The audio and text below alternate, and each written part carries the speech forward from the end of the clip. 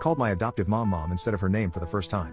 My biological parents put me up for adoption the second I was born, and the foster home I was put in I never felt loved or cared for in the slightest. My foster parents were secret alcoholics, and the only adult figure in my life I genuinely liked was Janice, my homeroom teacher. She smiled when she said hello to me and she'd give me her chocolate bar to make sure I had lunch.